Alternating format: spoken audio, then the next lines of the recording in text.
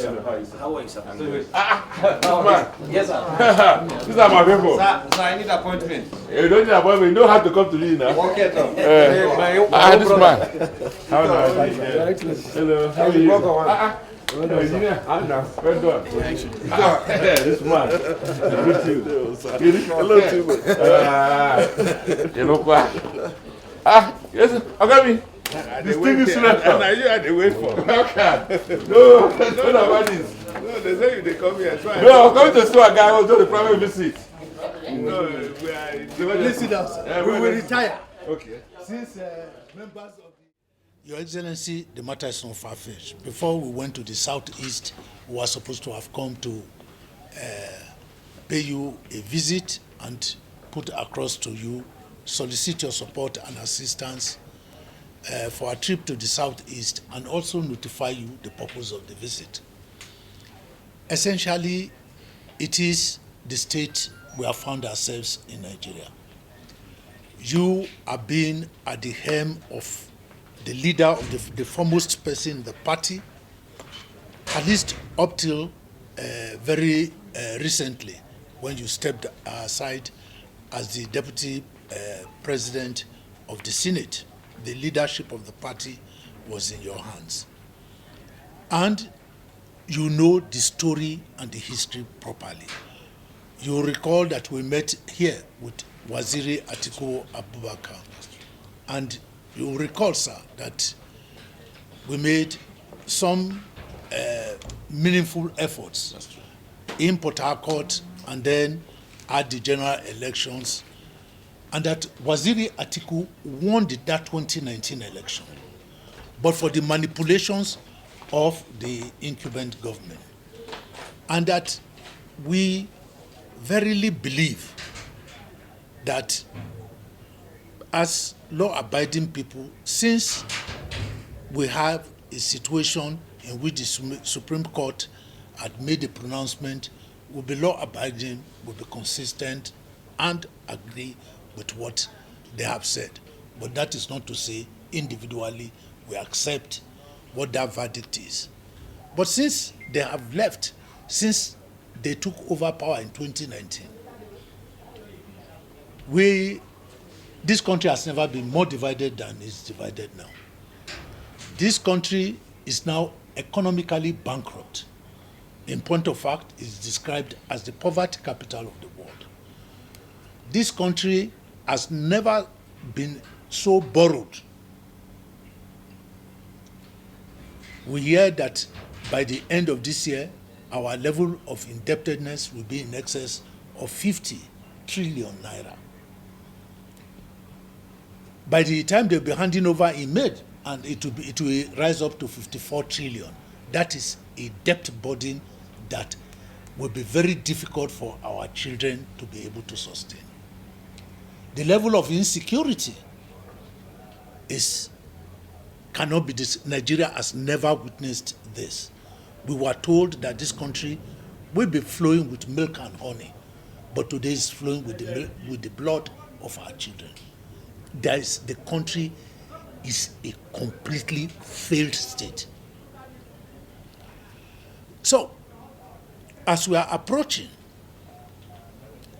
2023, in actual fact, in the next, by the Electoral Act or bill, which you have just passed, at least finalized as it looks like, the primaries will start already around June, July. So, we need to start preparing. The most important element as a party is to recognize the fact that we must be united. We must all work together. We cannot allow the country, the party, to be all these factions and no factions in various places. We must take the necessary steps to harmonize them and also receive people from other political parties. My experience has been the fact that we have a big elephant that is going to come once we are able to succeed. But people want to share this elephant ever before they get there. And this is where you, the leaders and owners of the party, have a very major role to play. That we should get the party together, we should unite the party, we should harvest from those that will be coming up. But there are tendencies within the party too, which has been quite difficult. It is true that it is necessary to have that we go in one direction, but that will not be complete democracy. There must be divergent views, and we must be tolerant of those divergent views.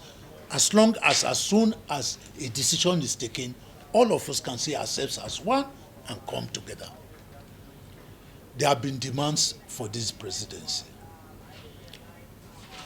And like I said throughout my tour in the Southeast, I am very much committed to the aspiration of the Southeast. I recognize this quite fully.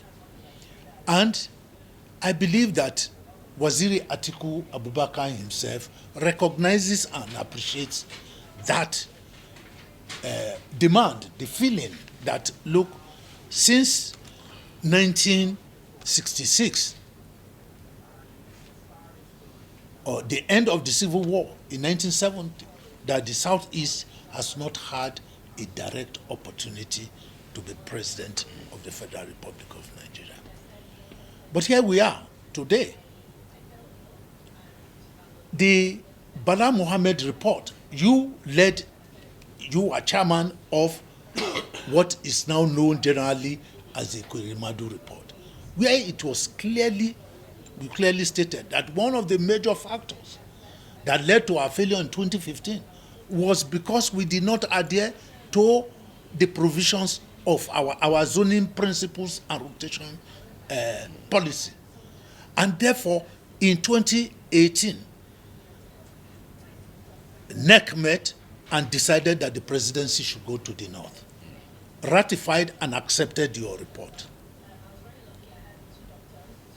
The north were able to contest, but sir, you know very well that the rotation basis in the PDP and as enshrined in the Constitution is 8 years, which would have meant that directly 2019 plus 8 is the rotation will be 2027.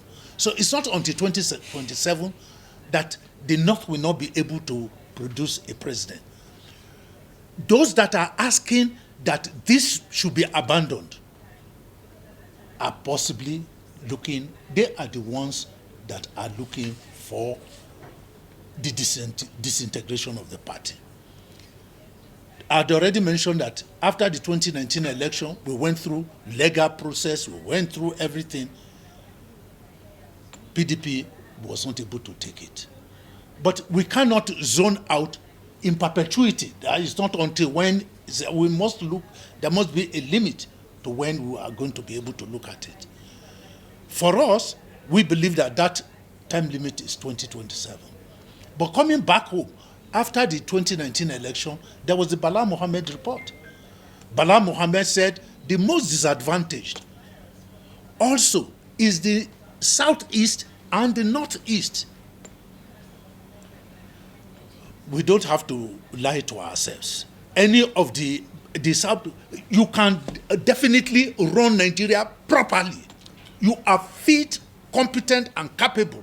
And there are very many people in the... But these challenges that we have rated, you need a strong unifier.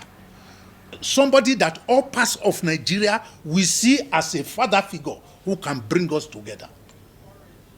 We need somebody that is not only be on what I call the parasite side, that is only contesting elections and so on. Somebody who has set up industry, somebody who has worked and given employment to people, somebody who has been tested and proven in industry.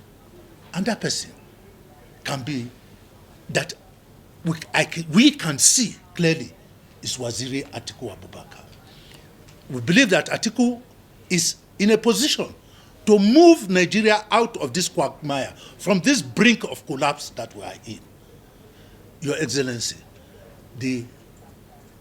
our great plea is to be able to look and see what is possible. Our objective is to win. It's not just to present a candidate for the sake of, it's not a matter of qualification or whether the constitutional provisions. I have seen, during the tour, a number of people have thrown up, that is he not too old? How can Waziri be said to be too old when in Malaysia, here, you have a clear-cut situation where somebody had retired totally. And at the age of 92, he was brought back and he fixed Malaysian economy and so on. And it is one of the most prosperous ones today in the world. How can somebody be talking of age when even in the United States of America, Biden is now going to 79 or almost 80. So by the time he's going to be running again, it will be over 80. And I did explain to them, I said, this Waziri you are talking about is physically fit. He spends almost 2 hours on the treadmill. He's mentally fit, is physically fit, and is able to also get along with a number of persons. All his special assistants, special aides, they are all below 30, 35. So what the youth need is to be able to have somebody who is able to groom them, who is able to give opportunities. All the El-Rufais of this world were brought into government and into public service by Atiku. So we don't have any fear in that area.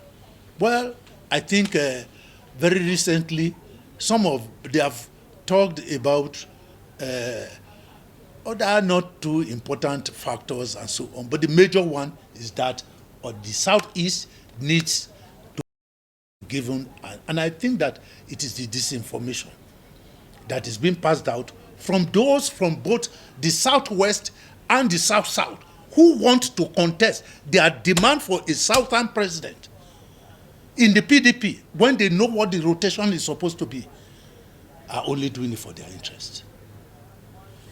They are doing it for their own interest. If power is going to come back to the South at this point in time, the Southwest has had it in President Obasanjo. South-South has enjoyed it in the person of President Jonathan. Southeast has not enjoyed it. So whether I'm vilified, I'm attacked by sitting governors or retired governors, it doesn't really matter to me. Truth, it remains truth.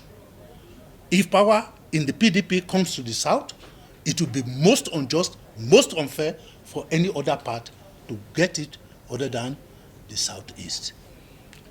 So, sir, our purpose is to kindly solicit your support, solicit your understanding, solicit your appreciation for us to be able to rally round Waziri Atiku Abubakar to ensure that we can all salvage this country at this point in time.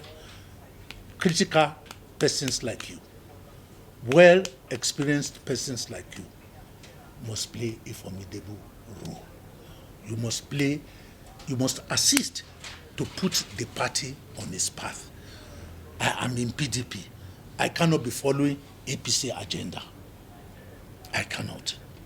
Because every day I criticize, I've put my life on the line criticizing APC. So why do I now come and join them in what their policies are? So, Your Excellency, please assist us.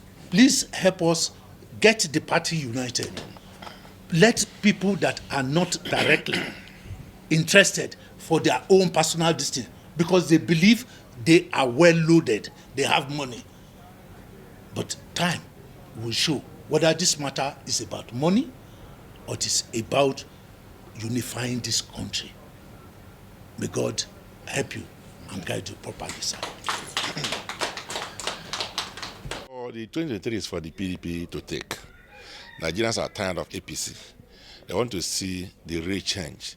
They want to see, they've compared the PDP governance and the APC governance. They've seen their style, the inclusiveness or otherwise. They've seen the securitization in both of them. They've seen the management of the economy. So they are the best judge. And the verdict is essentially a PDP government. So I believe that the PDP has an ample chance to produce the next president. But it all depends on how it is managed. So there's a combustive discussion on the issue of the zoning. So that's why some of us are prescribing dialogue as a way out of it. So it's not as simple as that to say, oh, well, if it's going to the south, it's going to the north. Both has their own argument. So, but the best argument is dialogue. So if we're able to have a consensus on this subject, just as we had ultimately in the issue of the national chairman, that would be better for PDP. And some of us are pushing that conversation. So we've started. So we promised Nigerians that we're going to produce a president that will be acceptable not just for the party, by the party men and women, but also by the rest of Nigerians. You know, the biggest argument in the PDP right now, it has to do with the age. Some are looking at the 70 and the 50s. The argument is just around that. What's your... Age is just a number. The important thing is the physical health, the mental agility, the ability for a person to be able to manage the country in a good state of mind. You can be 40 years, 50 years, and then health-wise, you can function, right? Someone who's 80 is much better than you. You can be 80 years and have all the alertness that enables you to function. Well, I've seen countries with the president over 70, from Singapore to America to Malaysia, so many places, right? So that's not an issue. The issue is the mental state to function. So if God gives you good health, up to 90, you can still function. But if you don't have a good health, even at 30, you can be completely useless to everybody. So the issue of health is God's grace. So it has nothing to do with age. So I don't think any person should be disqualified based on age. So that's not an issue for me. If any contestant, any aspirant has the good mental health, presence of mind, and physical alertness to govern a country as good as complex as Nigeria and as massive as our country, so be it. In the spirit of fairness and justice, should the Northeast and the Southeast be given, the first privilege? Well, this is democracy. It doesn't work that way. I'm an Igbo man, right? Our people want the presidency because they believe we've not had it. Okay? So when Bala wrote his report, he now included the Northeast as part of the disadvantaged group, which is okay. So now if we narrowed it to Southeast and Northeast, then the Northeast and Southeast now need to meet, right? That's okay. Let us talk about it. And I think so that has narrowed even the conversation. So it makes it much easier. If the rest of the country say, okay, let's focus on the Southeast and South and the Northeast, leave it to us, the leaders of those two zones. We'll be able to come up with something that will be acceptable to the rest of the country. Thanks for checking out SYMFONI on YouTube. Please be sure to subscribe and like our videos for updates.